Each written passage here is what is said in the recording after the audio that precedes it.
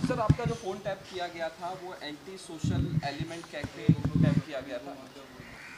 सिर्फ मेरा नहीं, रश्मि शुक्ला जी ने, उस वक्त के एसआईडी कमिश्नर, महाराष्ट्र में जिनके जिनके फ़ोन टैप किया है वो सभी का नाम उसने एंटी सोशल एलिमेंट्स, चाहे नाना पटोले जी, चाहे संजय राउत हो, चाहे और 4 लोग हैं, सभी को एंटी सोशल एलिमेंट्स बताकर, झूठा, पूरा झूठ मूठ बताकर ये हमारे फ़ोन टैप किए थे। ये अब सामने आ रहा है। किसी को ड्रग्स पेडलर बताया है, किसी को गैंगस्टर बताया है, हाँ, किसी को और कुछ बनाया है। तो ये सब चल रहा था उस वक्त जब सरकार बन रहा था यहाँ 2019 में।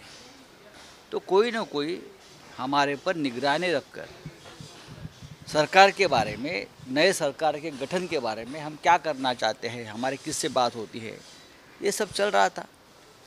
अब उसमें हमारी जो प्राइवेसी है वही भंग हो गई।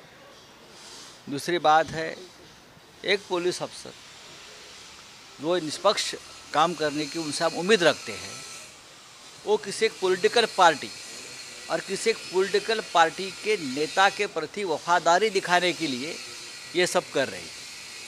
अब उसको केंद्र सरकार प्रोटेक्शन दे रही है, हमेशा की तरह केंद्र सरकार उनको प्रोटेक्शन दे रही है। ये बहुत ही दुर्भाग्यपूर्ण बात है। तुमचे फोन टॅप केले होते तुमचे आणि एकनाथ खडसे यांचे, काय वाटतं याच्यावर आपल्याला? एकनाथ खडसे असतील, मी स्वतः असेन, नाना पटोले असतील, गृह खात्याकडून फोन टॅपिंगची परवानगी घेताना आम्ही सगळे, आमचे फोन नंबर तेच आहेत, पण समोर जी नावं टाकली आहेत ती कोणी ड्रग्स पेडलर आहे, कोणी गुंडांची टोळी चालवतो आहे, कोणी अजून काही समाजयुगात कामं करतो आहे, अशा लोकांची नावं टाकून ती फोन टॅप करण्याची परवानगी रश्मी शुक्ला यांनी मागितली। आम्हाला सगळ्यांवरती आमची ते जे त्या काळात 2019 साली महाराष्ट्रामध्ये महाविकास आघाडी सरकार बनण्याची प्रक्रिया सुरू असताना आमच्यावरती लक्ष ठेवलं जात होतं, आमचे फोन ऐकले जात होते, आमच्यावर पाळत ठेवली जात होती। आता हे सगळं प्रकरण उघड झाल्यावरती तेव्हाचे एसआयडी कमिशनर रश्मी शुक्ला आहेत, त्या केंद्राच्या सेवेत गेला, त्यांच्यावर तिथे गुन्हे दाखल झाले। पण आजही भारतीय जनता पक्षाचं जे सरकार आहे केंद्रात, ते ह्या एलिमेंट्सना, रश्मी शुक्लासारख्या एलिमेंट्सना पाठबळ देत आहे आणि त्यांना संरक्षण देत आहे। हे अत्यंत चुकीचं आहे। सर आपण एका इंटरव्ह्यूमध्ये असं देखील म्हणाले आहात की ज्यावेळी युतीचं सरकार होतं त्यावेळी बाळासाहेब ठाकरे यांच्याबरोबर काही मुस्लिम नेत्यांच्या बैठका झाल्या आणि त्यांनी मशिदींची जागा वाढवून दिली। तुम्ही चुकीचं सांगताय। मी असं बोललेलो आहे, हे ऑन रेकॉर्ड आहे। आता जो काय भोंग्याचा विषय सुरू आहे राजकीय, आता जे काय राजकीय भोंगे वाजतायत हिंदुत्वाच्या नावाखाली, हे जे काय ढोंग चाललं आहे भोंग्यांच्या संदर्भात, हे ज्या प्रकारे सुरू आहे त्याच्याविषयी मला एवढंच म्हणायचं आहे सध्या की महाराष्ट्रात ठीक आहे, सरकार आहे, कायदा आहे, ते पाहतील, पण या संदर्भात भोंग्यांच्या संदर्भात एक नेशनल पॉलिसी, राष्ट्रीय धोरण, नेशनल पॉलिसी बनानी चाहिए मोदी सरकार ने। अब तक गुजरात के सब लाउड स्पीकर नीचे नहीं उतरे हैं। आप यूपी में जाइए और देख लीजिए, आप बिहार में जाकर देख लीजिए, नीतीश कुमार की सरकार चल रही है ना आपके नेतृत्व में, आपके समर्थन से। जैसे आपने गोवंश हत्या के बारे में एक पॉलिसी बनाई, लेकिन कुछ राज्यों को आपने छूट दी, नॉर्थ ईस्ट है, गोवा है, वहाँ के मुख्यमंत्री ने आपकी पॉलिसी मानने को इनकार कर दिया। तो कहाँ हो गई नेशनल पॉलिसी गोवंश हत्या के बारे में? नहीं ना। लेकिन मैं ये कहता हूँ, मेरी पार्टी की तरफ से मैं प्रधानमंत्री जी को अपील करता हूँ, लाउड स्पीकर का जो विवाद खड़ा किया है आपके लोगों ने और आपके लोगों के इशारों के ऊपर, तो आप लाउड स्पीकर के बारे में एक नेशनल पॉलिसी बनाइए और पूरे देश में लागू कर दीजिए। सबसे पहले बिहार में लागू कर दीजिए। दिल्ली में लागू कर दीजिए, गुजरात में कर दीजिए, महाराष्ट्र तो अपने आप आ जाएगा। महाराष्ट्र तो कानून का पालन करने वाला राज्य है, हम करेंगे ना। लेकिन आप बनाइए और सख्ती से उसके ऊपर अमल कर दीजिए, अगर आप में हिम्मत है तो। ममता बनर्जी लीड कर सकती है 2024 का फ्रंट। देखिए पहा, सध्या जो काय राजकीय भोंग्यांच्या संदर्भात प्रधानमंत्री मोदी यांना आमचं आव्हान आहे की त्यांनी देशभरासाठी एक राष्ट्रीय धोरण निश्चित करावं, नॅशनल पॉलिसी। या देशामध्ये भोंग्यांच्या संदर्भात, मग भोंगे कोणते असतील, मंदिरांवरचे असतील, सभेमधले असतील किंवा राजकीय भोंगे जे तुम्ही लावताय ते असतील, एक भोंग्यांचं धोरण निश्चित करा, दिशानिर्देश द्या, कायदा करा। आणि सगळ्यात आधी या भोंग्यांची सुरुवात जी आहे भोंगाबंदीची बिहारपासून सुरू करा।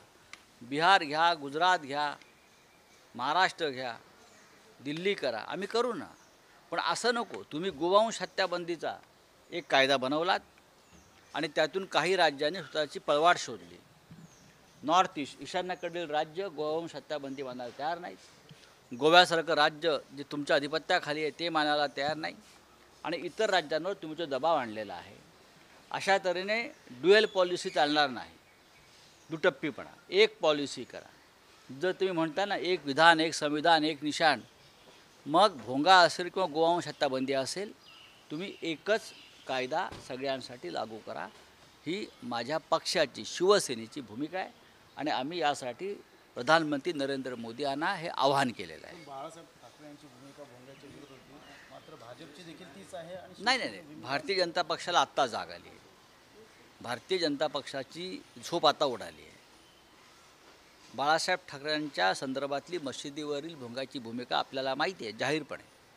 त्यानंतर त्याच्यावरती अनेक कायदेशीर भूमिका आल्या, सुप्रीम कोर्टचा एक निर्णय आला, त्यानुसार महाराष्ट्रामध्ये तेव्हापासून कारवाया सुरू आहेत।